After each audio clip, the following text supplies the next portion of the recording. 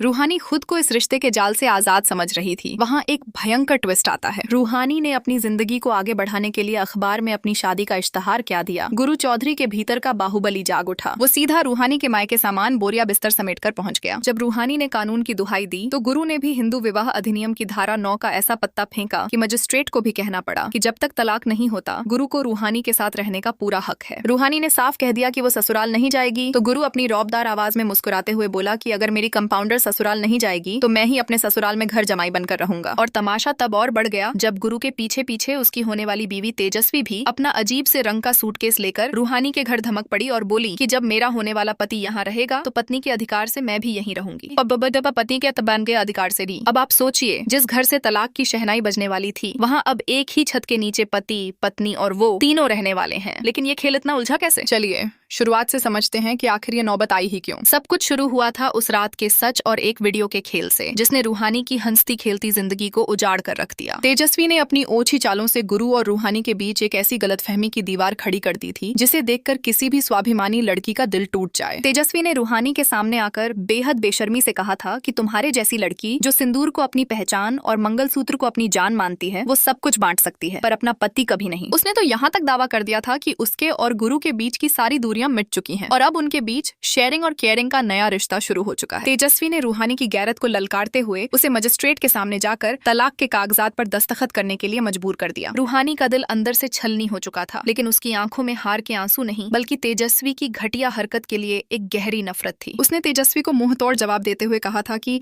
लड़ाई में वार हमेशा सामने से किया जाता है, पीठ पीछे से नहीं। रूहानी ने साफ शब्दों में कह दिया कि खुद को इतना गिराकर जश्न मनाना तुम्हारी हार है तेजस्वी, मेरी नहीं। इसके बाद भरे कोर्ट में भारी मन से लेकिन अपने आत्मसम्मान को ऊपर रखते हुए रूहानी ने तलाक के कागजात पर अपने दस्तखत कर दिए। रिश्ते की शुरुआत भले ही गुरु ने की हो, लेकिन रूहानी ने उसे अपने हाथों से खत्म कर दिया। गुरु के परिवार वाले चिल्लाते रह गए कि गुरु ऐसा अनर्थ मत कर, लेकिन गुरु भी उस वक्त जैसे किसी गहरे असमंजस या मजबूरी के साए में था। पंडित जी के मंत्रों के बीच जब गुरु ने रूहानी से कहा कि अब तुम मुझसे आजाद हो और मैं तुमसे, तो ऐसा लगा मानो रूहानी के दिल की कहानी का ये चैप्टर हमेशा के लिए बंद हो गया। तेजस्वी तो खुशी के मारे फूली नहीं समा रही थी। उसे लगा कि अब इस घर और गुरु के दिल पर सिर्फ उसी का राज चलने वाला है। मगर उसकी यह खुशी ज्यादा देर टिक नहीं पाई। जब वो गुरु के कमरे की तरफ बढ़ी तो देखा कि वहाँ ताला लटका हुआ है। गुरु ने उसे साफ साफ कह दिया कि कमरे में पेस्ट कंट्रोल चल रहा है और वो वहाँ नहीं सो सकती। जब तेजस्वी ने अपनी होने वाली बीवी का हक जताना चाहा तो गुरु का पारा चढ़ गया। उसने तेजस्वी को दो टूक लहजे में कह दिया कि हमारे बीच ऐसा वैसा कुछ नहीं हुआ है जिसकी दुहाई देकर तुम अपना हक जता रही हो। हम ना कमरा बांट सकते हैं और ना जिंदगी। गुरु ने तेजस्वी को दादी के कमरे में जाने को कह दिया और खुद अपने वफादार बब्बन और सिकंदर के साथ वहाँ से निकल गया। इसके बाद गुरु अंदर ही अंदर घुटने लगा। बब्बन ने जब उसे ताना मारा कि तुम्हें ही तो चूल मची थी भाभी को तलाक देने की, अब लो मजे अपनी तेजू बेबी के साथ, तो गुरु का गुस्सा 7वें आसमान पर पहुंच गया। वो समझ नहीं पा रहा था कि वो अपने दिल की तड़प को कैसे छुपाए। इसी बीच सिकंदर और बब्बन समोसे लेकर आए जो अखबार के पन्ने में लिपटे थे। जब गुरु की नजर उस अखबार पर पड़ी तो उसके पैरों तले जमीन खिसक गई। उस अखबार में रूहानी के भाई संदीप ने एक विज्ञापन छपवाया था जिसमें एक सुंदर सुशील डॉक्टर लड़की के लिए एक पढ़े लिखे भरोसेमंद जीवन साथी की तलाश का इश्तहार था। इसे देखते ही गुरु के भीतर का बाहुबली गुस्से से तमतमा उठा। उसे लगा कि कल ही तो तलाक के कागजात पर साइन हुए हैं और आज रूहानी की दूसरी शादी की तैयारी भी शुरू हो गई। गुरु से यह बर्दाश्त नहीं हुआ। उसने आप देखा न ताऊ अपने आदमियों को भेजकर रूहानी के भाई संदीप को सरेआम उठवा लिया। जब संदीप की आंखें खुली तो सामने बंदूक ताने गुरु चौधरी खड़ा था। संदीप ने जब अपनी डॉक्टरी धौंस दिखाई